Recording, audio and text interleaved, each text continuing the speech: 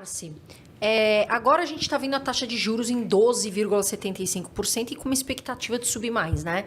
Como que o senhor vê a renda fixa? Porque muitos investidores agora estão falando, vou sair fica aquele gira-gira de carteira. Vou para a renda fixa, vou sair da renda variável. Como que o senhor enxerga a renda fixa? Eu respeito todos aqueles que acham que nesse país existe renda fixa. Sabe por quê? Porque a renda fixa não existe. Existe perda fixa.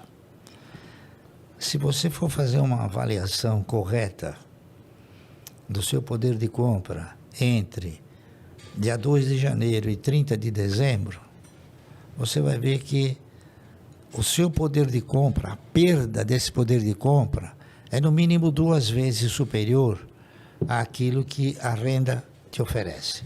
Então, vamos supor, você aplica no dia 2 de janeiro numa renda fixa.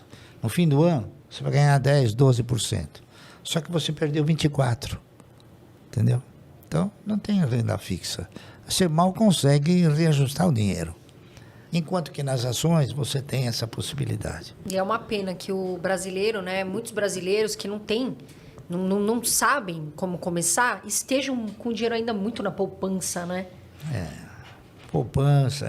Infelizmente, nosso país é o que é. Tá entendendo? E o brasileiro, ele é sempre atemorizado pelo banqueiro, né? Fala, não compra ações que você vai perder, né? Mal sabe ele que ele perde na renda fixa. E tem um negócio interessante até de se comentar, né?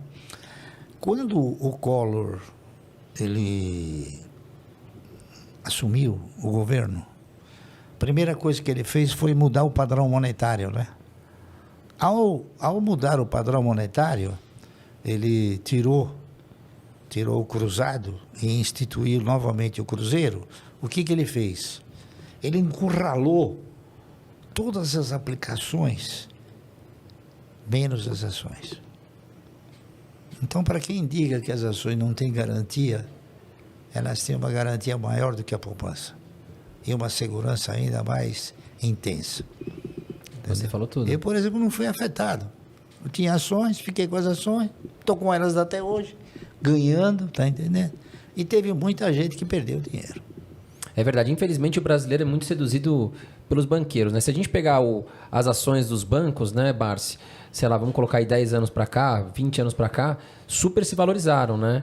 Em comparação com a poupança, não tem nem comparativo. Mas quando o brasileiro ia no banco, enfim, até hoje, era oferecido para ele produtos ruins como a poupança, né? Ninguém oferecia, vem ser meu sócio, compra uma ação aqui do Itaú ou uma ação do Bradesco, né? Isso exatamente. É bem claro. Vem ser meu doador, não meu sócio. Exatamente. Vem ser meu doador, vem financiar a minha empresa, né? Agora, Barsi, a gente viu uma declaração também que o senhor critica muito a questão de aluguel de ações. Queria que você explicasse um pouco sobre o que é o aluguel de ações e o porquê isso é algo ruim para o mercado. Bom, um país, quando ele opta por ter um mercado de valores, ele, claro, vai ter que ter uma bolsa de valores, não é isso? Essa bolsa de valores, ela tem que disponibilizar o quê? Um recinto onde, nesse recinto, se entreponham as forças de compra e venda, tá certo? Então, a única maneira que você tem de fazer com que o preço seja um preço real, seja você deixar as forças se degladiarem entre si. A partir do momento que você permite que alguém alugue uma quantidade exorbitante de ações e venda, esse mercado ele não tem estrutura para suportar isso. Então ele acaba sendo o quê? Ele acaba sendo uma pressão desordenada que gera o quê? Que gera um preço fora de condições normais. Tá certo? Então, a condição dos preços de todas as ações que são locadas, elas são irreais. Entendeu? Então, isso é uma coisa que a gente analisa. Então, eu digo o seguinte: a locação de ações, ela acaba se convertendo num estelionato. Por quê? Porque se você aluga uma casa, você não pode vender. Porque se você vender, você está praticando um estelionato. Se você aluga um veículo, você também não pode vender, senão você estará praticando um estelionato. Da mesma maneira que se você alugar um equipamento industrial ou um equipamento agrícola, você também não pode vender. Se você vender, você está praticando um estelionato. Então, por que você pode vender uma ação? Por quê? Porque isso gera benefícios para o monopólio chamado Bolsa de Valores, B3. Gera esse benefício, entendeu? E eles não querem perder esse benefício. Então, eu costumo dizer o seguinte, que a CVM, ela continua de costas para o mercado, tá entendendo? Sonolenta, ela não vê. O CAD, que deveria ver isso, também não vê. O CAD, que é o Conselho Administrativo de Defesa Econômica, aí não defende coisa nenhuma, tá entendendo?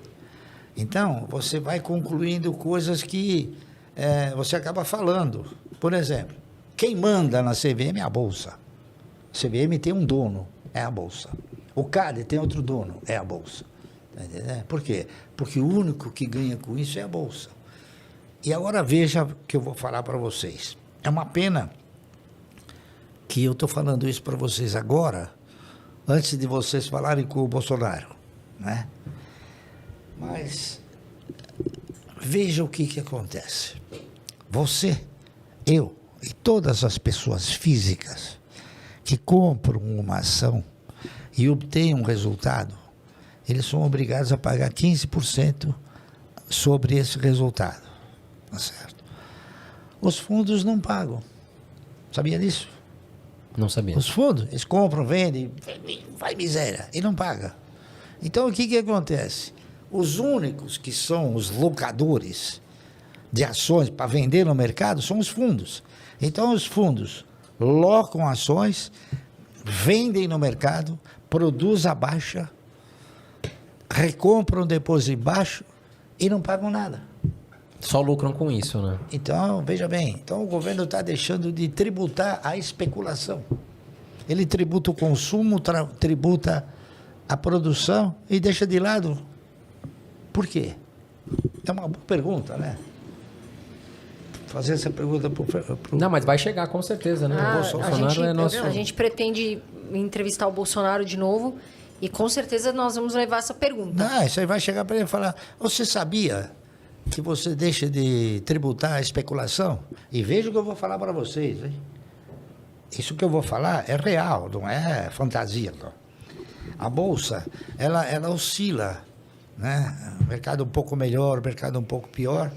Ela oscila faturando 30 bilhões por dia. Então, desses 30 bilhões por dia, você corta na metade, porque 15 é venda e 15 é compra, tá certo? Então, suponha que 15 na venda. 15% sobre isso, quanto dá de faturamento? Dá uma bela arrecadação. Dá inúmeros bilhões por ano. E o governo está de olho fechado. Ah, mas com certeza vai chegar o episódio para ele, ele Vai responder. vai ficar atento. E também vamos fazer questão que chegue, né? Algumas questões. Não, isso aí é um serviço que vocês vão prestar para a nação, mostrando para ele o seguinte, que alguns de seus discípulos, está entendendo? Deveriam olhar para isso e não olham. E vou te dizer mais ainda. Os únicos que locam papéis são os fundos. Eles têm um interesse muito grande nisso. Por quê? Porque quando você loca uma ação, você é obrigado a depositar 10% acima do valor que você locou. O que eles colocam? Eles colocam títulos da dívida pública, que é teu, que é você. Então, eles estão ganhando em cima e o governo está chupando o dedo, como se diz na gíria, né? Tá entendendo? Não, mas com certeza vai... Vamos fazer o máximo para que chegue essa informação para ele. Sim, com o mecanismo. Além de prejudicar o mercado financeiro, o governo, que também está dormindo num ponto, está deixando de arrecadar com isso. Então, eu digo a vocês com todas as letras, né? E se você procurar qualquer profissional, ele vai também, acredito eu, dizer isso. Você pergunta para ele, me diga uma coisa, se não tivesse locações, os preços seriam esses? Todos vão falar não. os preços seriam outros. Por quê? Porque eles teriam uma formação natural, não forjada.